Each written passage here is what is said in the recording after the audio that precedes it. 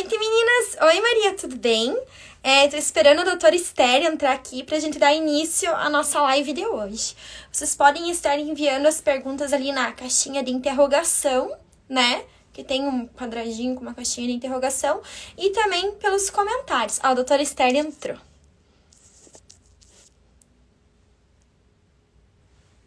Pronto.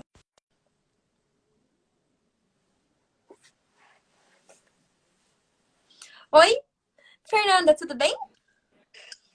Oi, doutora! Oi, tudo bem? Com você? Tudo bem, que bom estar aqui com você. Muito obrigada pelo convite. Imagina, doutora, o prazer é meu ter você aqui. E agora deu certo, né, a nossa live. Deu certo, que bom, que bom. Então, doutora, eu queria que você se apresentasse para as meninas que ainda não te conhecem aqui da página, de onde a doutora é, sua formação e tudo mais. Perfeito. Então, eu sou peruana, mas já moro aqui no Rio de Janeiro faz 20 anos. Eu fiz a minha formação no Peru, a formação como médica no meu país, e depois eu vim aqui para o Rio de Janeiro para fazer a cirurgia geral e depois a cirurgia plástica. Então, eu fiz cirurgia geral no Hospital Miguel Couto, que é um hospital que faz muita emergência, politraumatizados, queimados, é um hospital bem importante aqui no Rio de Janeiro. E depois eu fiz a prova para passar para a escola do professor Pitangui, que era meu sonho, não? Por isso que eu vim aqui no Brasil, para poder fazer cirurgia plástica com o professor Pitangui. Aí, depois disso, eu fiquei como staff de cirurgia plástica no Miguel Couto por muitos anos. E depois eu também fui chamada para ser staff de cirurgia plástica no Instituto Ivo Pitangui. E agora, principalmente, eu faço mais cirurgia estética, cirurgia plástica e procedimentos estéticos no consultório privado. Uhum. Então, tá bom, doutora. Muito obrigada pela sua apresentação. Eu vou dar início aqui às perguntas. Eu vou alternar com as perguntas da live e as perguntas que tem aqui, tudo bem? Perfeito.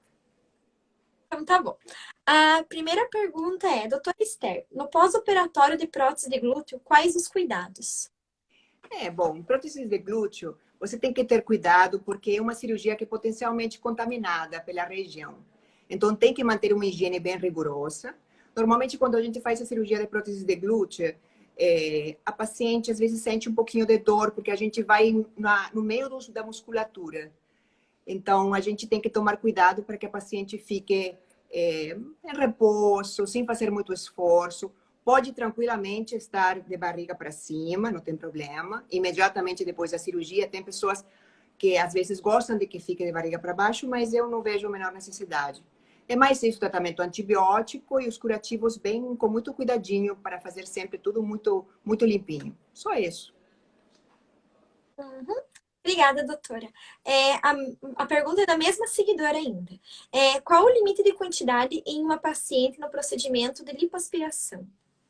Então, normalmente, a Sociedade Brasileira de Cirurgia Plástica recomenda que não seja 7%, mais de 7% do peso corporal do paciente.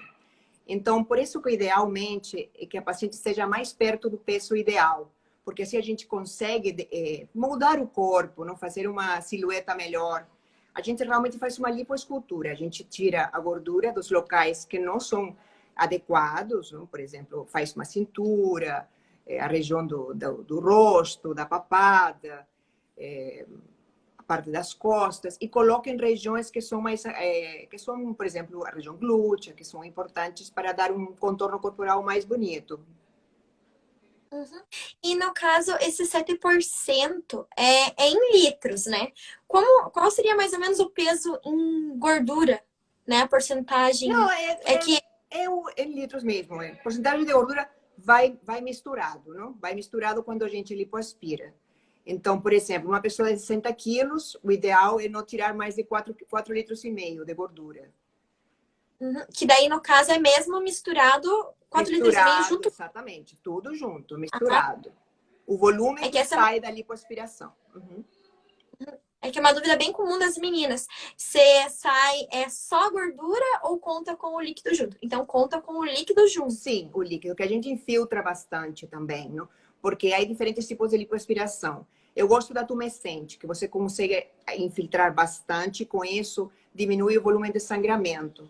E é muito importante que a paciente faça os exames pré-operatórios direitinho, para que ela tenha uma hemoglobina boa. Não é suficiente ter uma hemoglobina no nível normal, é bom que esteja um pouquinho melhor do normal, porque ela vai perder, vai cair o hematócrito, vai cair a hemoglobina, e é bem importante que para ela ter um pós-operatório mais tranquilo, não? Porque senão fica com dor de cabeça, passa mal, faz hipotensão. Então, todos os cuidados são bem importantes.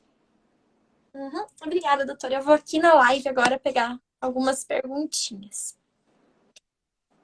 A Aline pediu para a doutora falar sobre mastopexia com prótese. Então, mastopexia com prótese, a gente pode fazer diversas técnicas, não? Tem a técnica, né, em que a gente faz a prótese submuscular e tira a pele e a glândula por cima. A gente pode fazer subglandular e a gente pode fazer também dual plane, que é uma técnica também que agora estamos fazendo mais, uma técnica que as pacientes estão gostando bastante. O resultado está sendo ótimo. Obrigada, doutora. Eu fiz duas daqui, então eu vou fazer duas daqui também. Deixa eu só dar uma aqui, ó. Bastante elogios para a doutora. Eu vou fazer aqui da N. Duarte. É normal sentir pontadas fortes na barriga próximo ao umbigo e ficar com o local dolorido após quase 6 meses de abdominoplastia? Pode ser super dolorido, não é normal, mas pontadas, fisgadas, pode ser sentidas até 1 ano da cirurgia. Na verdade, a cicatrização, o resultado da cirurgia a gente consegue ver com 6 meses. E o resultado final da cicatrização a gente consegue ver com 2 anos. Então, uma fisgada, alguma coisinha assim de leve, é possível e tranquilamente normal, não tem problema.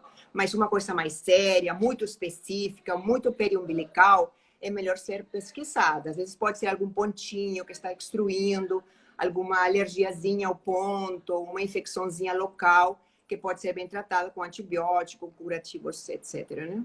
Locais. Obrigada, doutora. A Borges perguntou: a paciente tendo pouca gordura, vale a pena enxertar glúteo ou é melhor colocar prótese? Então, se tem pouquíssima gordura para enxertar, então é inviável, não depende do que ela quiser fazer. Se ela tem pouca gordura e quer um bumbum mais arredondado, então realmente não tem como. Tem até pessoas que recomendam, tem gente que não quer colocar próteses glútea mesmo. Então, se recomenda que a pessoa realmente aumente um pouquinho de peso para ter um pouquinho de gordura para enxertar posteriormente. Pode ser essa uma solução de quem não quiser colocar uma prótese glútea, mas a outra opção seria colocar mesmo, tendo pouca gordura.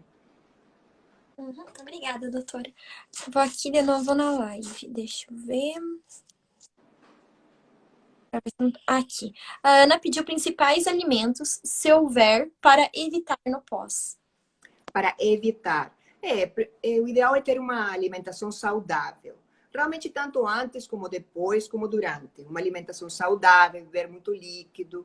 Eu gosto de recomendar aos pacientes para beberem Gatorade. Não gosto de que elas fiquem em uma dieta muito estrita os primeiros 15 dias depois da cirurgia, porque às vezes ficam super empolgadas e querem fazer uma dieta só proteica e não comem direito. E isso não pode, porque os primeiros 15 dias tem que recuperar. O organismo acabou de passar por um trauma. Então, é importante se alimentar bem, proteína, carboidrato, evitar gordura. É ideal evitar gordura. E se for gordura, gordura de origem vegetal e fazer uma dieta balanceada.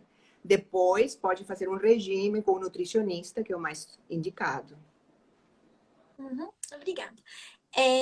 A Adri perguntou: como evitar as estrias no seio após a prótese?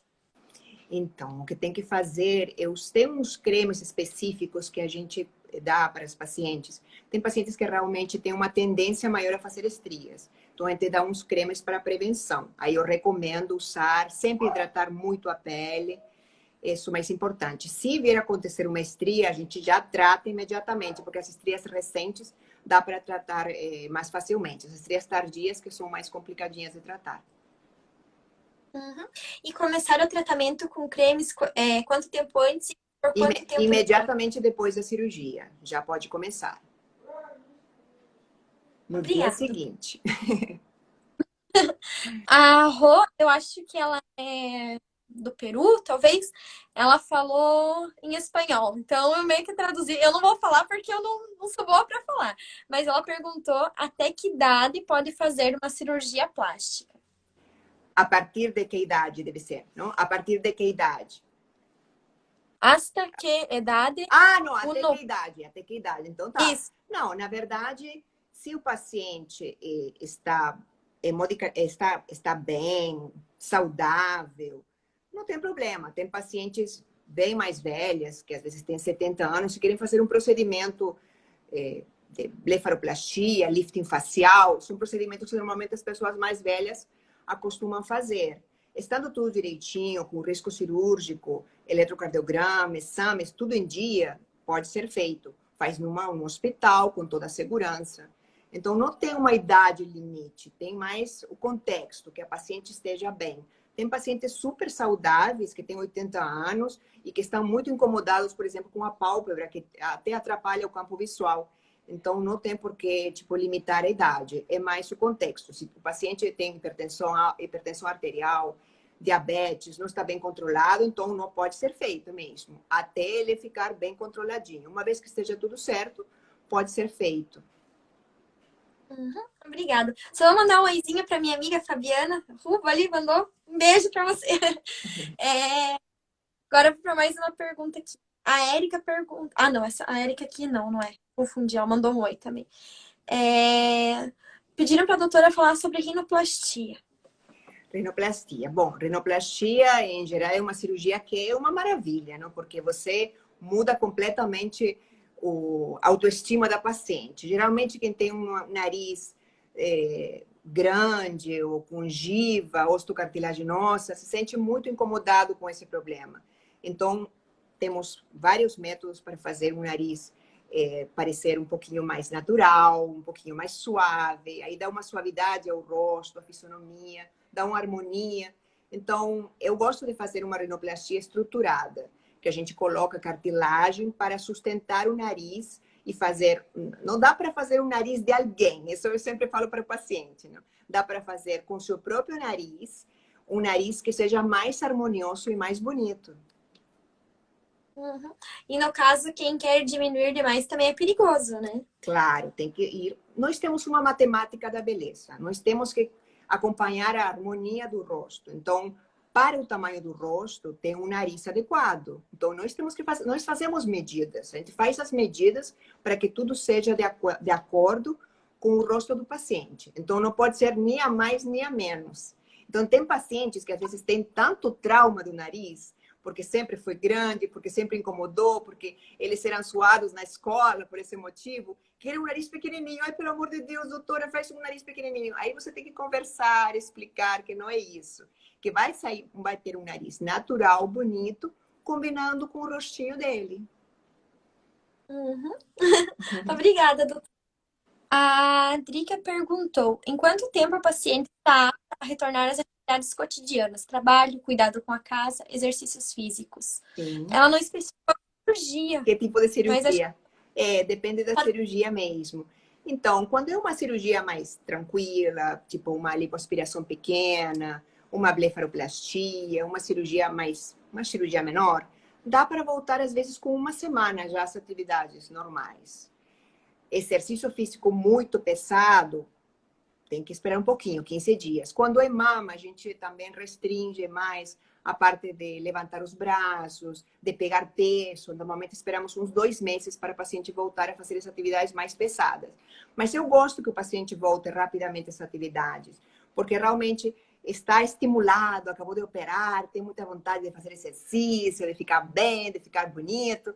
Então, é bom já começar, de repente, uma caminhada de leve com uma semana, com 2 semanas. E eu gosto de que elas falem comigo todo o tempo inteiro, para a gente ir aos pouquinhos liberando. Então, por exemplo, não me fala, não, estou bem, ela vai no consultório, eu examino, está tudo direitinho, a cicatriz está boa, aí eu libero. Então, vamos lá, pode fazer uma caminhada bem devagarinho, uma distância razoável. E eu falo, vamos observar. Você ficou bem depois dessa caminhada?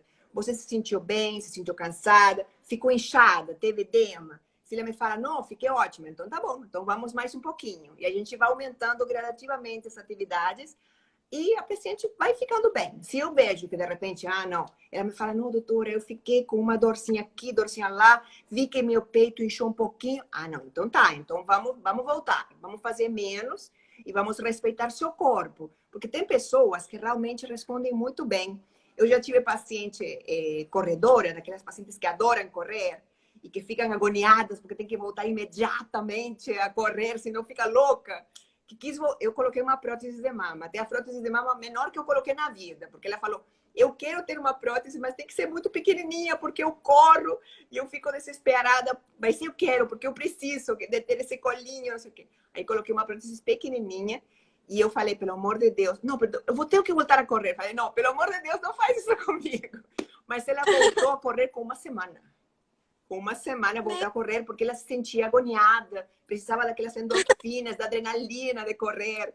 Então, tem de tudo, mas ela se deu super bem. Ela fez isso e deu tudo certo. Mas eu fiquei de olho nela, né? E por curiosidade, qual foi o tamanho? 125. 125, que eu... Nossa, pequenininha mesmo.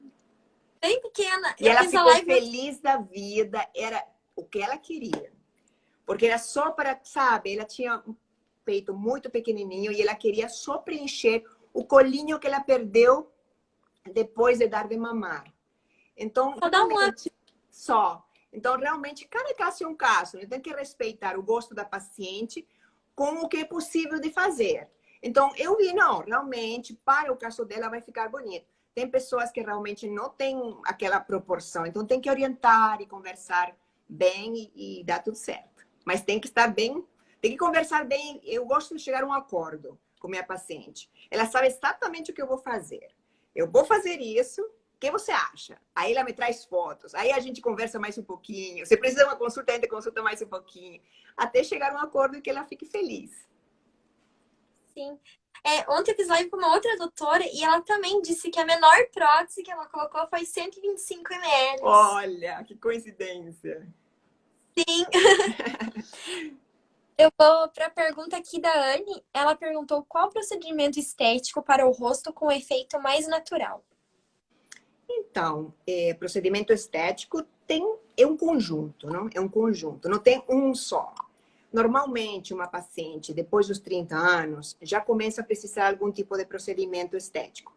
A pele tem que estar bem cuidada, não? Nós temos procedimentos para hidratar a pele, para estimular o colágeno. Tem que fazer botox para ajudar aquelas ruguinhas de expressão dinâmica, quando a gente mexe e faz aquela expressão, que isso até é preventivo.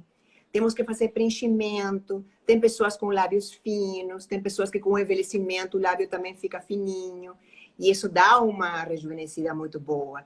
Tem aqueles preenchimentos em região malar, em sulco. Tem vários procedimentos, mas um não é suficiente. Tem que normalmente combinar, tem que, novamente, analisar a matemática da beleza. A gente faz as medições, a gente vê proporcionalmente o que vai ficar mais harmonioso. Então, de repente, a gente vê que com o envelhecimento, a região malar ficou mais aplanadinha, assim. A gente preenche essa região aqui, vê que o sulco está muito, muito pronunciado, as rugas de marionete. Tudo isso a gente vai avaliando e vai escolhendo o tratamento que é mais adequado. Tem o Sculptra, tem aqueles bioestimuladores que também são ótimos. A gente faz o Skin Booster para ajudar a hidratar a pele. Então, tudo que faz peeling, faz tratamento de pele, usamos cremes, mulher faz tudo, não é? Isso é muito bom. Tem que fazer. E você vê que agora a mulher de 50 é a mulher que antes, equivalente à mulher que tinha 30 no passado, não? As mulheres são, sabe, super antenadas, querem saber das últimas novidades, querem ficar sempre bonitas. E eu adoro acompanhar minhas pacientes, sabe, estimular elas a serem autoconfiantes, a se sentirem bem, a ter a autoestima lá em cima. E sabe, aquela coisa que eu gosto de virar amiga das pacientes. Aí elas me contam as coisas delas e a gente planeja. E aí, às vezes, até escondido do marido, vamos fazer isso? É muito engraçado. Não fala para ele que eu fiz botox. Quer fingir que nada aconteceu para achar que ela tá bonita sempre. Estou sempre linda, ninguém sabe de nada. Tá certo também. Sim, E, e esse Skin Booster, não sei se tô falando certo, sim, sim. ele funciona pra preencher os lábios? Não, o Ou é... Skin Booster é um tipo de ácido hialurônico, mas é de uma densidade muito, muito baixinha, é muito, muito fininho. E isso a gente coloca no rosto, pode colocar no colo, pode colocar nas mãos, pode colocar no pescoço, e isso ajuda a hidratar a pele. Então, são várias picadinhas com uma agulhinha muito fininha, e a gente faz no rosto todo, e isso faz uma hidratação profunda da pele. E dura mais ou menos um ano. É um tratamento ótimo. Eu gosto muito. As pacientes gostam muito, têm ótimos resultados. Tem algumas pacientes que são um pouquinho mais preguiçosas. Tipo assim, ah, nossa, creme todo dia, que chato. Aí eles adoram o Skin Booster, porque Eu dá sou aquele up. faz uma vez que daí não precisa se incomodar todo dia passando creme, né? Na verdade, tem que passar, não? Pelo menos protetor solar é sagrado, né? Sagrado. Isso é muito importante. Ih, caramba, peguei alguém aí. Eu vou aqui de novo. Cadê a pergunta? A Amanda falou: ainda vou por silicone e tenho muito medo de ficar um vão entre uma prótese e outra. Como não ter esse vão? Pelo tamanho da prótese, perfil, resolve com enxerto? Tenho 1,68, peso 62 quilos e vou colocar 245 ml por cima do músculo. Tamanho adequado? Então, eu acredito que sim, mas tem que ver no contexto geral, tem que ver o tamanho do tórax, tem que fazer algumas medidas. Na verdade, a gente coloca próteses bem centralizada na mama. Você não pode colocar a prótese nem para a direita nem para a esquerda, porque senão fica a areola desfasada. Então, tem que colocar no local certo. Realmente, para diminuir o vão, às vezes a gente se ajuda de enxerto de gordura, pessoas que querem tentar fechar um pouquinho mais essa região central. Mas, na verdade, cada caso é um caso. Pelo que ela falou, parece que realmente, sim, é adequada a escolha. Mas tem que medir. Aí é difícil falar. Mas provavelmente o cirurgião dela deve ter escolhido muito bem, deve estar tudo certinho. Vai ficar ótimo. O mais importante, eu sempre falo, o mais importante é confiar no seu cirurgião. Você já escolhe ele, conversa bastante, tira todas as dúvidas e depois fecha os olhos e vai firme, porque vai dar certo. Uhum. Obrigada, doutora. A Ias perguntou: quem tem prótese por baixo do músculo? Quando for trocar, pode colocar por cima? Pode, tranquilamente, tranquilamente. Pode sim. A vantagem de colocar a prótese por baixo do músculo é que tem menos chance de contratura capsular, mas tem mais chance de deslocamento da prótese, tipo, pode sair do lugar. A vantagem de colocar por cima do músculo é que tem menos chance de se mexer, fica mais no local. Eu gosto de usar muito a prótese de poliuretano, porque ela adere aos tecidos. Então, dificilmente ela sai do lugar. E, por outro lado, embaixo da mama, da glândula mamária, tem um pouquinho mais, mais chance de contratura capsular. Essa é a desvantagem. Não? Então, toda técnica tem prós e contras. Por isso é bom também falar com a paciente, ver como que é o tipo de pele dela, o tecido, se é flácido, se tem estria, se a musculatura é mais forte, menos forte, se é uma pessoa que malha muito, malha pouco. São vários fatores. E aí a gente chega à técnica mais certinha para paciente, para cada um. E também é bom a técnica do cirurgião, porque pode ser que o cirurgião tenha uma técnica que ele domina muito. Então, nas mãos dele, fica perfeita. Mesmo que de repente a outra paciente falou, ah, não, mas eu fiquei decepcionada porque fez essa técnica e não deu certo em mim. Então, é tudo relativo. Então, depende de vários fatores. Uhum. Hoje mesmo eu falei com uma menina que ela mora nos Estados Unidos e ela fez lá na Califórnia a cirurgia dela. E ela falou que lá os médicos não gostam de colocar implantes pequenos. Então ela colocou, acho que era 595 ml Uau. de primeiro músculo. Então vai também da cultura, né? Sim, exatamente. Exatamente. A cultura também é importante. Mas ela, tipo, se adaptou a isso, não? Porque tem pessoas que não. Ela Sim, aceitou e tudo, porque é difícil. Tipo, eu vou lá nos Estados Unidos e não vou colocar esse tamanho nem pensar. Mesmo que seja a cultura de lá, né? E sim, é bem, bem pessoal, né? sim. E agora eu vejo que no Brasil tá uma ascensão pelas próteses pequenas de novo, né? Porque teve uma alta das próteses grandes, né? 400, 500 Sim, no máximo. E daí tava embaixo, né? Agora voltou de novo. Próteses de 200, 300, no máximo. exatamente. Vai aquela coisa de tendência e de técnica também. Porque tem técnicas que funcionam melhor com próteses menores e com o revestimento que você coloca, você associa um pedículo, você faz outras coisas que fazem que a prótese até pareça maior. E então você escolhe um tamanho menor. Por isso que tem que conversar muito com a paciente e ver que tamanho que ela gostaria. E segundo esse tamanho, nós cirurgiões, nós temos pelo menos 3 tamanhos de próteses na sala de cirurgia. Então a gente consegue escolher, depois de ter conversado muito bem com a paciente e de ter escolhido nossa técnica cirúrgica, qual é aquela prótese que vai ficar bem legal nela. Uhum. Obrigada, doutora. A Carla perguntou: queria saber se após a prótese o sutiã cirúrgico tem que ser usado todas as noites para dormir. E até quanto tempo a prótese pode tomar forma? Então, eu gosto de fazer que as pacientes usem um sutiã por 6 semanas, de dia e de noite, o tempo inteiro. E depois já pode tirar mais tranquilamente, começar a usar outros tipos de sutiã. Mas aquele sutiã pós-operatório, aquele sutiã cirúrgico, tem que ser usado por 6 semanas. Sem aro, sem, sabe, aquela para poder modelar a mama mesmo. E a mama toma forma tem uns 6 meses.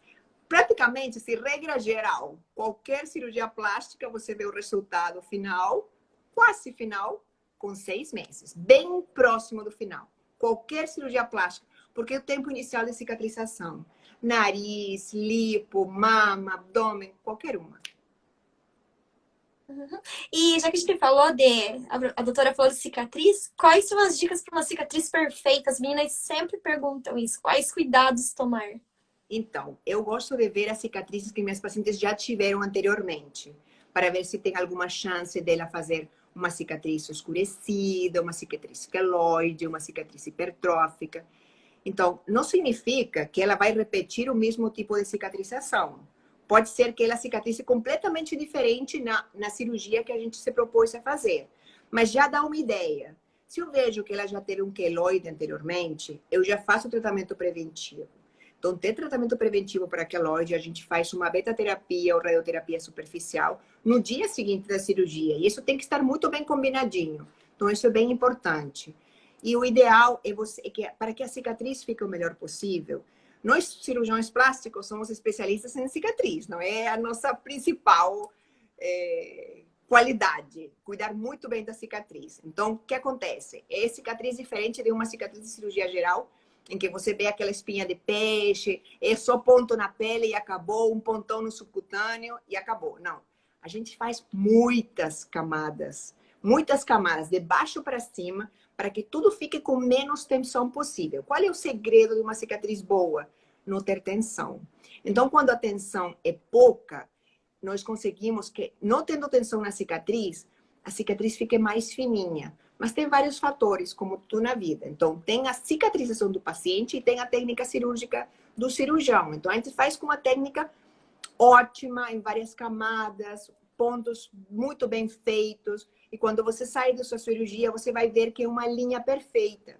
Só que essa linha perfeita pode, com o tempo, mudar. E para isso, o seu cirurgião tem que acompanhar o tempo inteiro. Então, uma vez por semana, você vai acompanhando as cicatrizes, você vai passando algum gel, se for necessário, alguma fita de silicone, alguma fita com corticoide. Você vai avaliando semana a semana como vai evoluindo essa cicatriz para que não fique ruim. Então, a gente acompanha. E mais ou menos esse é o segredo, não? Que teu cirurgião fique de olho. Obrigada, doutora. A Michelle fez uma pergunta interessante. Qual a diferença da lipo e da hidrolipo? Daí, se a doutora quiser falar da hidrolipo? Então, eu vou te falar. Hidrolipo é o nome que dá na cirurgia que é feita a lipoaspiração de locais menores, que são feitas no consultório. Então, eu não acho recomendável, não acho seguro fazer uma hidrolipo. Na verdade, é a mesma coisa, porque nós também colocamos líquido para infiltrar antes da lipoaspiração que a gente faz no hospital. Então, é outro nome, só é um nomezinho para falar que é uma lipo tranquila e que faz no consultório. Mas não é tranquila, não. É perigosa, é muito perigosa. Não tem nada, como mesmo uma área pequena, a paciente pode fazer uma reação anestésica, pode fazer um choque anafilático, pode fazer uma alergia gravíssima. E se não está no hospital, com todas as medidas para tratar desse problema, ela corre um perigo muito sério. Então, não vale a pena fazer lipo, nem mesmo pequena no consultório. É bom fazer no centro cirúrgico, com cirurgião, com o ambiente todo preparado, inclusive para diminuir taxa de infecção, de outros problemas, e com anestesista, que é a pessoa certa para cuidar dela em qualquer aspecto, com todas as medicações à mão, corticoide, o que for necessário, até entubar o paciente se é necessário. Então, ninguém está livre. Claro que é raríssimo, mas pode acontecer. Então, o barato sai caro, porque fica mais barato, porque não paga hospital, porque não paga anestesista. Não vale a pena mesmo. Eu não me arriscaria e é bom falar isso abertamente para todo mundo, porque esse que é o problema, sabe? Tem muitas meninas aqui na página, elas vêm falar de hidrolipo, eu falo, meu Deus, corre! Porque ela é invasiva por ser feita em consultório. E é o contrário. Justamente por ser feita em consultório, é mais perigosa. Exatamente. Doutora, a Vitória perguntou: minha prótese direita virou 2 vezes e é por baixo do músculo. Você já teve algum caso assim? Eu já vi próteses que viram. Então, às vezes a gente tem que... Normalmente, até a gente consegue desvirar no consultório. Mas essas próteses são próteses texturizadas. Por exemplo, uma prótese de poliuretano não vai virar jamais. Não tem como, porque a prótese de poliuretano fica aderida. Mas eu já vi pacientes que viram aqui desesperadas, vão me procurar, que tinha virado a prótese, era uma prótese texturizada. A gente consegue, com as manobras, colocar no lugar, porque fica de cabeça para baixo, né? Então fica uma coisa quadrada em cima, fica uma coisa muito esquisita, a paciente fica desesperada. Mas é uma coisa tranquila, tipo, não é uma coisa perigosa. A gente desvira com cuidado, às vezes não dá para fazer, mas normalmente dá com jeitinho, porque a prótese fica meio que rodeada de líquido, faz um ceruminho em volta e a loja é um pouquinho maior que a prótese, então por isso que a prótese está meio que dançando dentro. Então a gente acomoda ela e realmente a solução é operar novamente, não tirar esse líquido e ajustar a loja, às vezes mudar o plano, dependendo do caso do paciente, a gente resolve, mas não tem problema. Pode acontecer. Uma amiga minha tinha prótese assim, ela virava na minha frente, sabe? Que ela virava então, ela já até pegou o jeito.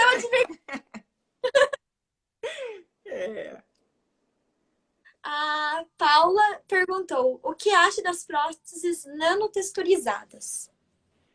Então, eu realmente não tenho experiência com esse tipo de prótese. Eu gosto da prótese de poliuretano, que eu já tenho muita experiência. A gente usa, o professor Pitangui só usava poliuretano, então eu já uso essa e a experiência que eu tenho com essa e dá muito certo e eu gosto. Mas agora cada vez saem mais próteses diferentes, modernas, mas as pessoas, cada cirurgião tem a própria preferência, né? Uhum. A Amanda perguntou: é normal a pressão cair nos primeiros dias de inclusão de prótese de mama? Então, o que acontece é que a paciente fica um pouquinho debilitada, né? Tem muitos fatores, ansiedade, como perdeu sangue também, fica com hemoglobina mais baixa, o hematócrito, fica com menos volume circulante, então é mais fácil, ela fica nervosa, tira a cinta, tira o sutiã, fica com falta de ar, aí ela fica assustada, ansiosa, desmaia, é normal. Por isso que eu falo que é importantíssimo, primeira semana, ter uma pessoa do lado do paciente, para ir no banheiro, para acompanhar, para tomar banho. Então, é importante que a paciente realmente pode acontecer, fica debilitado, tem que se alimentar bem, tem que beber muito líquido. E é bom beber assim, Gatorade, líquido, água, sucos. É bem importante para ela dar uma estabilizada nessa situação toda da pressão que pode cair normalmente. É normal, acontece bastante. Uma garrafinha de Gatorade por dia, tá bom? Não, mas tem que beber muito Mas, líquido, muito líquido. digo, além dos líquidos normais, uma garrafinha, Ah, nossa, umas três por dia. Umas 3 por dia. nossa, bem interessante essa dica. Anotem, meninas. Uhum. A Excelente Gestão perguntou: quanto tempo depois da gravidez pode ser feita uma cirurgia abdominal? Então, na gravidez tem uma série de mudanças no corpo da mulher. Então, primeiro que também tem aquela parte da amamentação, né? Então, enquanto ele estiver amamentando a criança, não pode fazer nenhum tipo de cirurgia. Depois de que termina de amamentar, tanto cirurgia, qualquer uma, mesmo que seja abdômen, não pode estar amamentando e fazer uma abdominoplastia, porque o, o metabolismo está muito acelerado e não é suficiente para compensar toda a perda que ela vai ter na hora da cirurgia também. Então, o ideal é esperar pelo menos uns 6 meses depois de ter um neném. Se não estiver amamentando, tipo, decidiu não amamentar, uns 6 meses, para que o organismo volte ao equilíbrio. E se estiver amamentando, o ideal também, 6 meses depois da amamentação. Às vezes tem pessoas que têm mais pressa, a gente pode mandar para o ginecologista para avaliar e de repente dar um remedinho para parar o leite, porque enquanto tiver leite, às vezes não está amamentando, mas ainda tem leite nos ductos mamários, então não pode ter leite para poder fazer a cirurgia. Então, fazemos um exame de ultrassom para ver como que estão os ductos mamários, o nível de prolactina, e quando estiver tudo certo, a gente pode fazer a cirurgia. Mas, assim, em média, é mais ou menos uns 6 meses. Depois de parar de amamentar, uns 6 meses depois de ganhar um neném. E também depende de paciente para paciente, não? Porque cada caso é um caso. Isso é uma coisa geral, mas tem que avaliar especificamente cada paciente. É bem importante. A Camila perguntou: para quem tem desvio na coluna, escolher qual o melhor método de implante mamário para que não fique muito aparente o tamanho de um seio para o. Então, também tem que ser avaliado o caso. Às vezes, com a escoliose, realmente a gente, se for muito grande, a gente não consegue simetrizar, né? Aí, às vezes, eu acho que se for submuscular, a prótese realmente fica um pouquinho mais escondida. Então, por baixo da glândula mamária, em geral, eu acho que seria mais adequado. Mas teria que avaliar o caso dela. É difícil dizer sem a gente examinar. A Ana perguntou qual o melhor tratamento para melhorar a cicatriz. Para Melhorar a melhorar cicatriz. a cicatriz. Então, uma Isso. vez que faz a cirurgia, a gente indica alguns gelzinhos. Não tem gel de silicone, tem fita de silicone. Eu gosto de usar a fita cola também no pós-operatório imediato. Aí é bom que fica, é mais uma camadinha de proteção para ficar seladinho, uma camadinha de proteção para evitar infecção. E é muito fácil de fazer o curativo. Tipo, o paciente já esquece, fica mais relaxado, não tem que fazer curativo toda hora. E depois, quando essa cola, a gente retira a cola mais ou menos com 2, 3 semanas.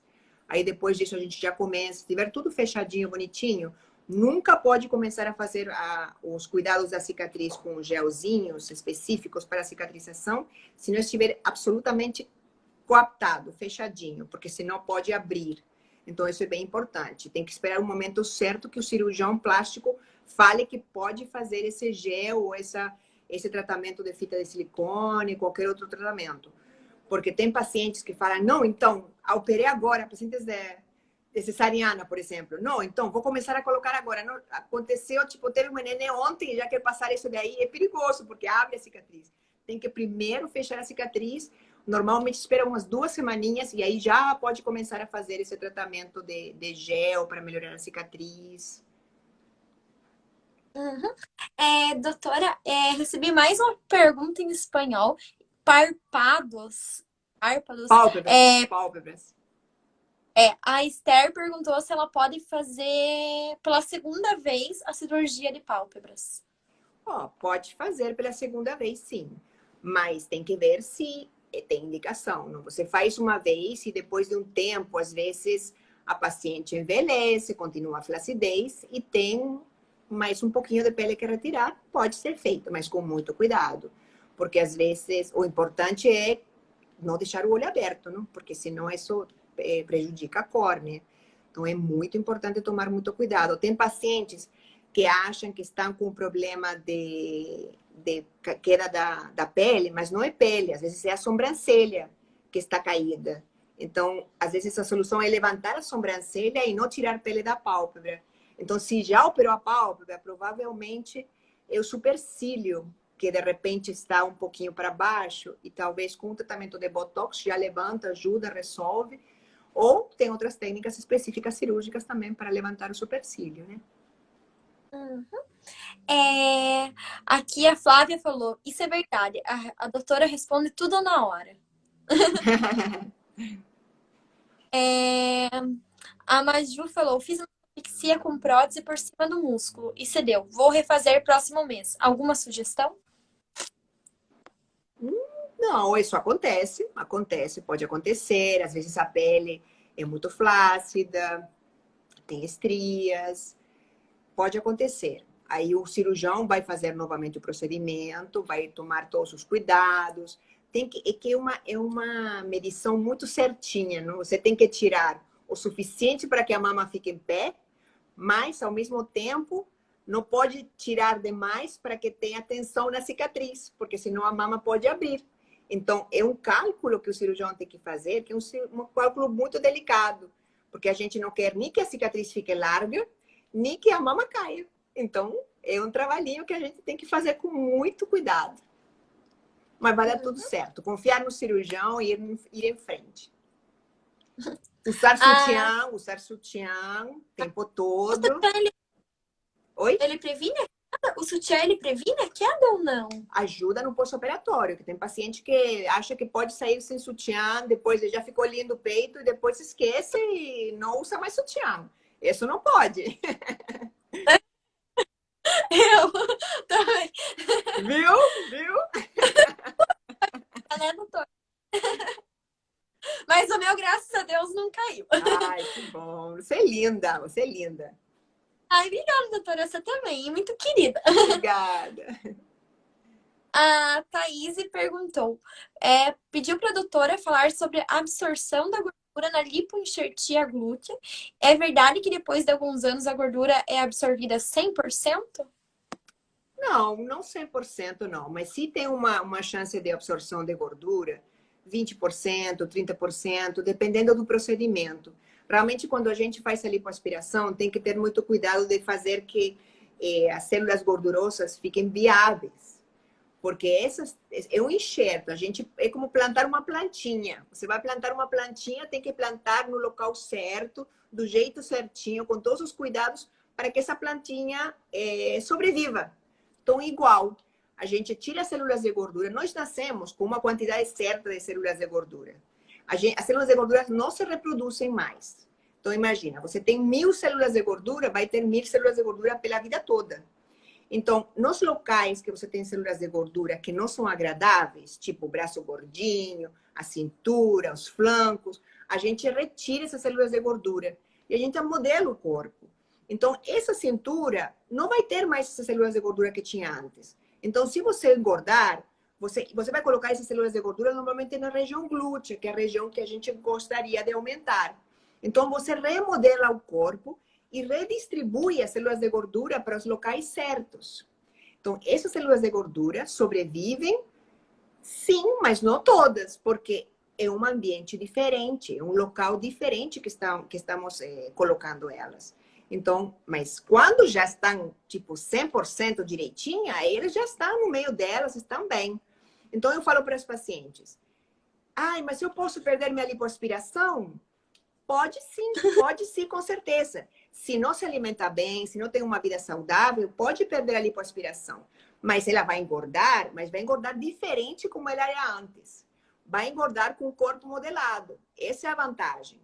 Então, vai engordar proporcionalmente, porque as células de gordura vão ficar hipertrofiadas, vão ficar mais gordinhas as células, mas no local certo agora.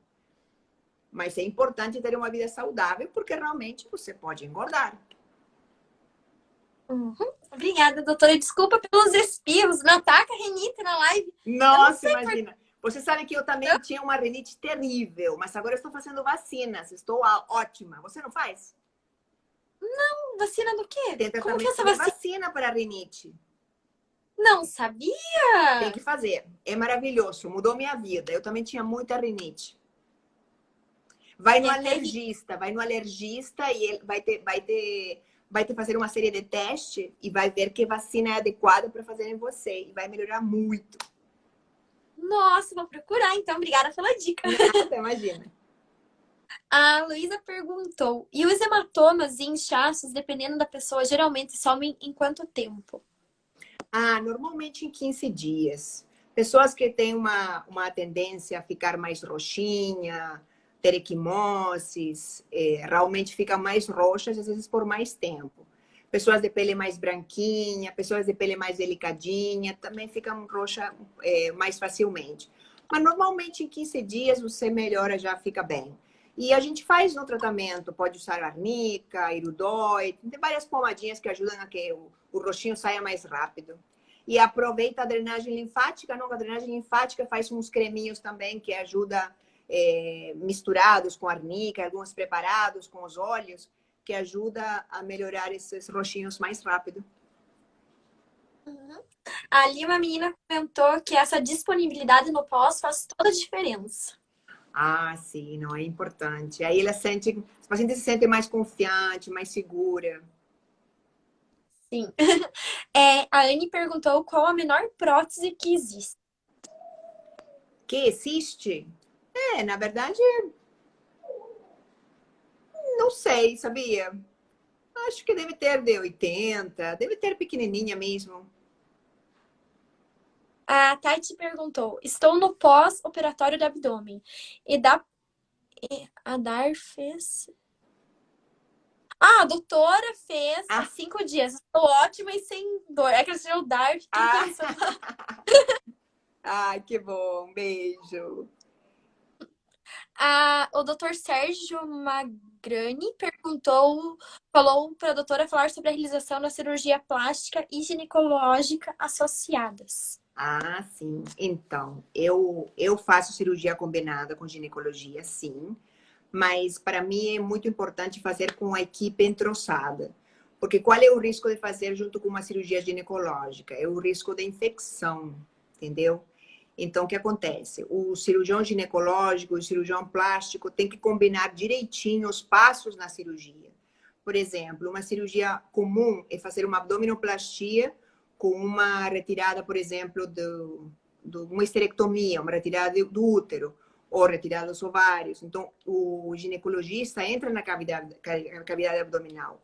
Normalmente, eu combino com ele fazer a marcação prévia, eu que faço a marcação da abdominoplastia, eu que faço a marcação.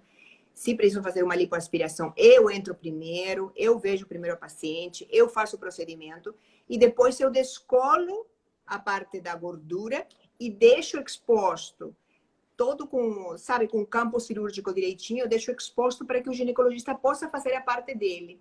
Aí ele faz a parte dele super direitinho, ele fecha a poneurose e eu continuo com o meu trabalho e termino de fazer a abdominoplastia. Então, esse entrosamento é bem importante para a gente poder fazer uma cirurgia sem correr riscos. Uhum. Doutora, desculpa, eu tava tirando foto aqui porque o print eu não consigo tirar. Foram muitas perguntas, daí a gente pode continuar um outro dia também, né? Claro, com certeza, será um prazer. Obrigada, doutora. Eu vou fazer a pergunta aqui da Joana. Ela pediu para a doutora falar sobre uma retirada de nódulo comum e prótese com mastopexia. São duas cicatrizes diferentes? Retirada de nódulo. Normalmente, quando é uma retirada de nódulo associada a uma cirurgia de próteses, a gente tenta fazer pela mesma incisão. Dependendo da localização do nódulo, às vezes é necessário que o mastologista entre também. Então, dependendo da localização, a gente tenta fazer, podemos escolher a cicatriz em incisão periareolar, podemos fazer pelo sulco, dependendo aonde fica o nódulo, a gente tenta ficar mais perto para fazer uma menor quantidade de cicatrizes.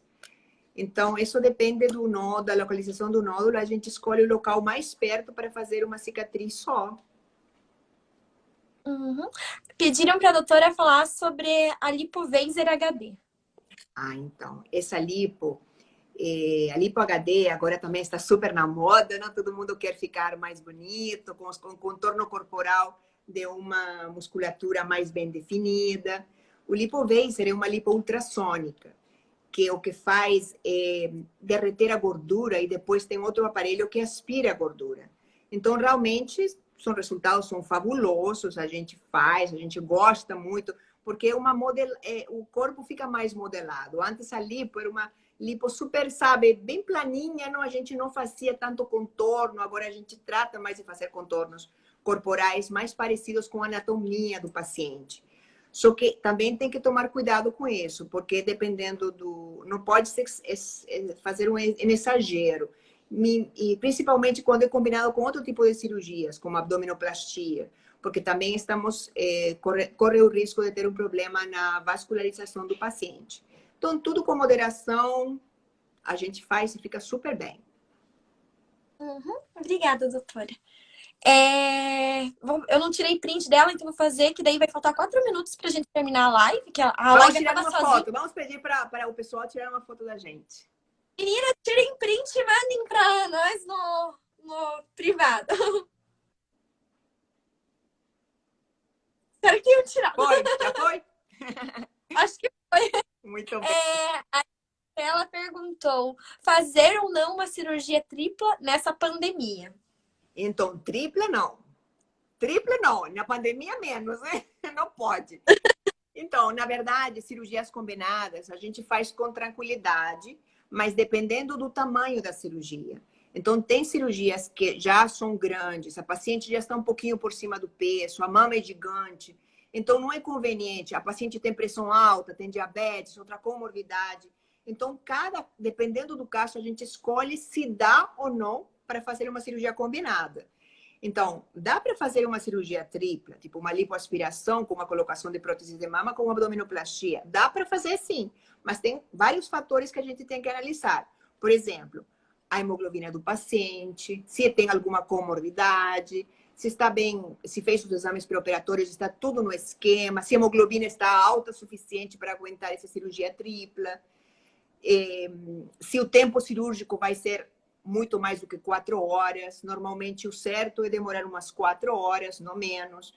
Então, depende de vários fatores. Tem cirurgiões que operam um pouquinho mais devagar, tem cirurgiões que operam um pouquinho mais rápido. Então, tudo isso contribui. A gente tem que prevenir o problema de...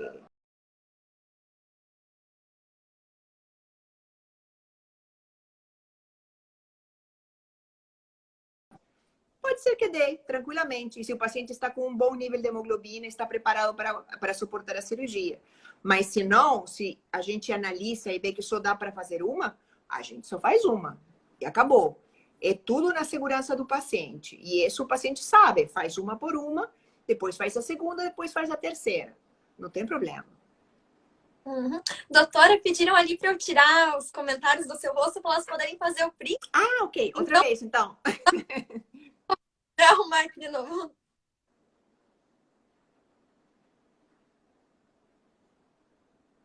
Acho que deu. Foi? Quem tirou? A gente ficou estátua.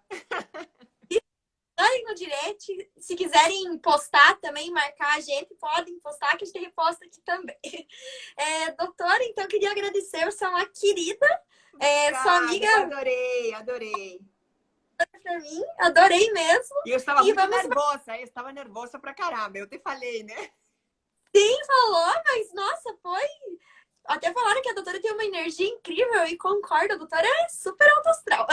Ai, obrigada. Obrigada, então, boa noite e até a próxima. Obrigada. Beijo. Obrigada.